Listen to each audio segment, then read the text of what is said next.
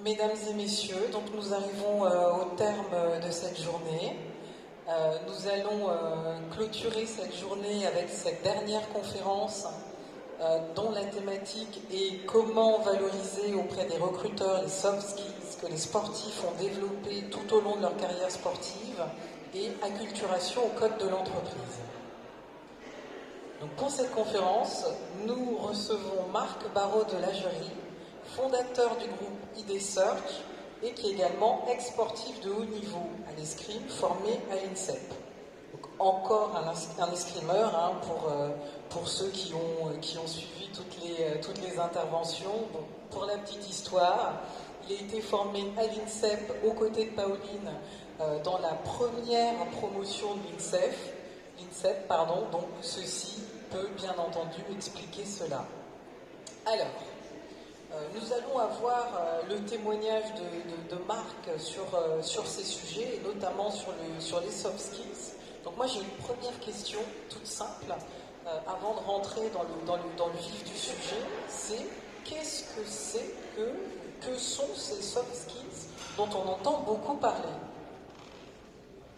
Les soft skills, comme le nom, comme after sport, déjà c'est un anglicisme. Et en français, ça signifie compétences comportementales. Ce sont aussi les savoir-faire, les savoir-être, complément indispensable du savoir. Et je dirais même, le savoir sans savoir-faire et le savoir-être, c'est souvent un savoir stérile. Cours de philosophie, 3e année. Après, je vais parler un peu de ma carrière, puisque, comme vous l'avez dit, je suis rentré à l'INSEP à 16 ans en compagnie de Pauline, au bâtiment U, un bâtiment U où on s'amusait beaucoup, et où je me suis tellement bien amusé que j'ai été viré dès la première année. Voilà. Ça a commencé... Pas si bien que ça, c'est vrai. Après, j'ai un peu galéré, je suis descendu sur la région bordelaise, où j'ai repris l'escrime, et j'ai gagné les interrégionaux seniors à Bordeaux, ce qui fait que le président du BEC a absolument voulu que je vienne à Mérignac faire un brevet d'État. Ce que j'ai fait, et je suis revenu dans les meilleurs français, ce qui fait qu'ils m'ont redemandé de venir à l'INSEP. L'année suivante, je fais les Championnats du monde junior, je fais plusieurs coupes du monde senior, et je continue la saison comme ça. Fin de saison, j'ai un petit problème, j'ai un accident de voiture avec coma et fracture du bassin. 3 mois après, je reçois un courrier du DTN comme quoi, vu le manque de résultats, je suis viré. C'est classe. C'est classe, ouais. Après, j'ai un club quand même parisien qui me propose de me prendre en charge dans ce que je fais. Et je reviens encore dans les meilleurs fleurettistes français. Ce qui fait que ça m'a quand même permis, là j'ai commencé ma reconversion, ça m'a permis de refaire mes études. J'ai fait un bac pro et un BTS d'action commerciale. Et après j'ai arrêté l'escrime et j'ai commencé 15 jours après dans une société de travail temporaire. Après, mon circuit dans le travail, c'était un petit peu la même chose, parce que j'ai monté des boîtes, j'en ai fermé, j'en ai remonté, j'en ai fermé. Et la dernière que j'ai montée il y a 20 ans, est le groupe ID Search. C'est un groupe qui fait à peu près 20 millions de chiffres, et avec une cinquantaine de permanents. Voilà. Donc, quel parcours? Là, je pense qu'on va arrêter de vous appeler Marc, on va vous appeler Comeback, hein, vu l'histoire. Bah, je pense que justement, c'est un peu...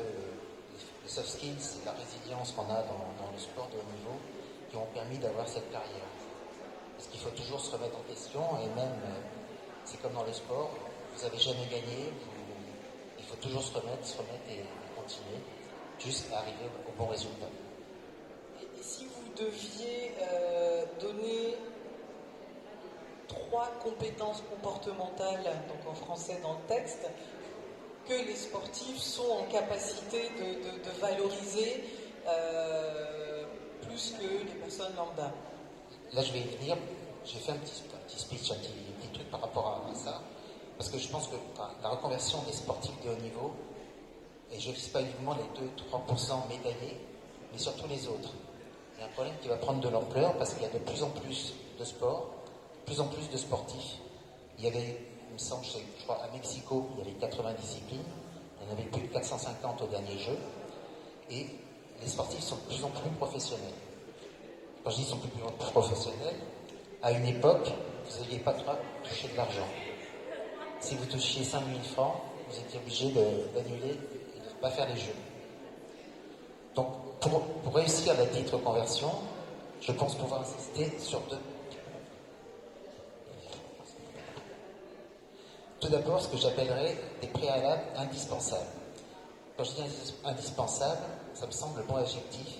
C'est pour éviter les traumatismes trop habituels des fins de carrière sportives et brutales, une sorte de petite mort, avec son lot de questionnements darwiniens.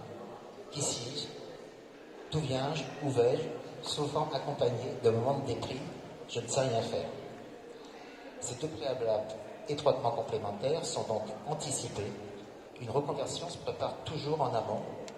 Les clubs et les fédérations qui veulent des résultats immédiats se soucient trop peu de cette reconversion. J'en étais aussi la preuve.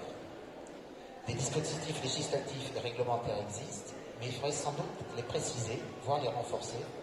Et pourquoi pas, je pensais à un budget formation, comme dans les entreprises, pendant que vous faites du sport de haut niveau. Ça permettrait aux sportifs d'être plus tranquilles et plus sereins dans son sport et dans sa reconversion. Il faudrait aussi un bilan de compétences, essentiel pour permettre de savoir vraiment ce que veut le sportif et ce que peut le sportif.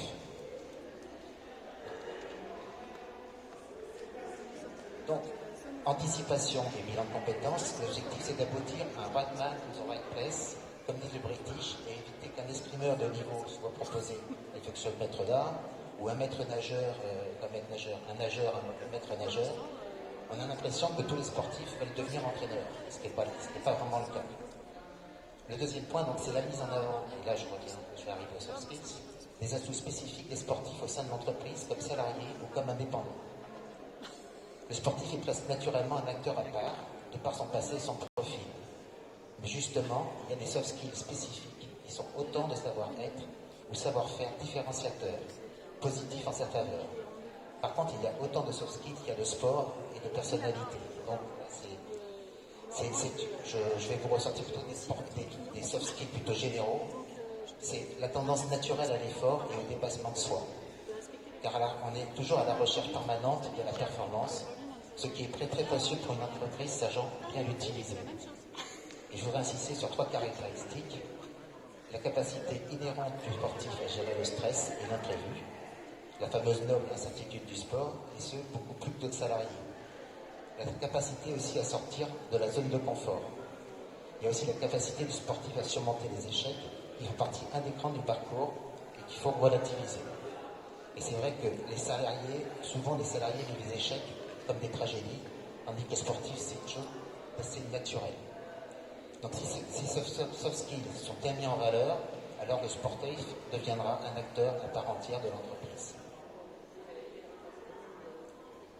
En effet, dans une période de plus en plus incertaine, sur le plan national comme international, où les entreprises sont confrontées à des défis toujours nouveaux, responsabilité sociale, environnementale, protection de leur image, entreprise citoyenne, la capacité d'action, d'adaptation est un facteur clé du succès. Alors justement, le sportif est souvent, de par l'originalité de son passé, moins formaté que les autres salariés, et à ce titre beaucoup plus apte à vivre les adaptations nécessaires. À la différence de nombreux cadres sortis d'écoles de commerce interchangeables et résonnant tous de la même manière, l'ancien sportif peut poser toujours les bonnes questions. Enfin, cerise sur le gâteau, il arrive souvent que le sportif, du fait de son courage et de son sens inné de l'effort, soit un facteur d'exemplarité, de charisme et donc de cohésion renforcée au sein de la collectivité de travail. Je pense aussi que le sportif de haut niveau est aussi un entrepreneur né par rapport à ses soft skills. Et je conclurai en disant que le chantier devant nous est immense, mais le challenge mérite d'être relevé, car l'intérêt de la reconversion réussie sera autant profitable pour les entreprises que pour les sportifs.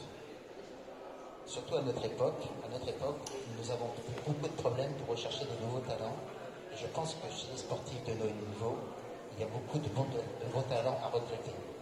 Et je voulais aussi remercier Pauline et Cambi, et aussi la mairie de Paris, pour avoir fait cet événement. Bien, merci.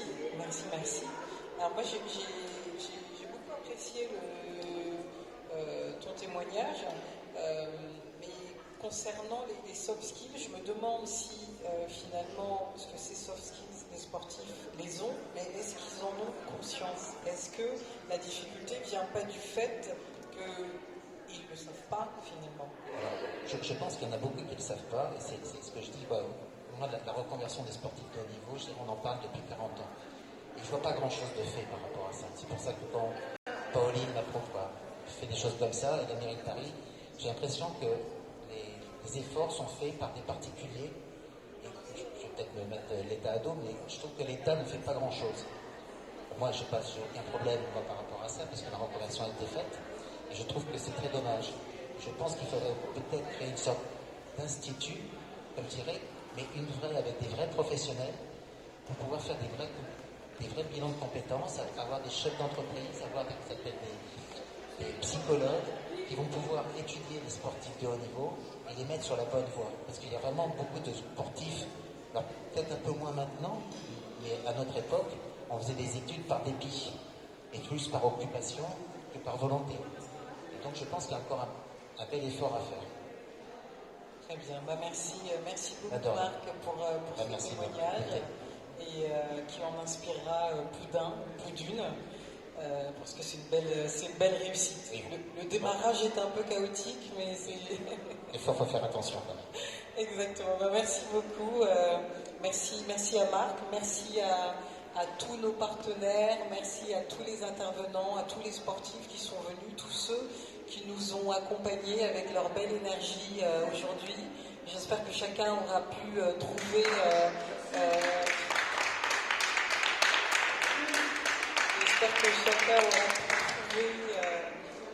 les informations nécessaires lors de cette journée. Et je vous dis à bientôt lors de la prochaine édition. Alors, merci à vous également. Au revoir.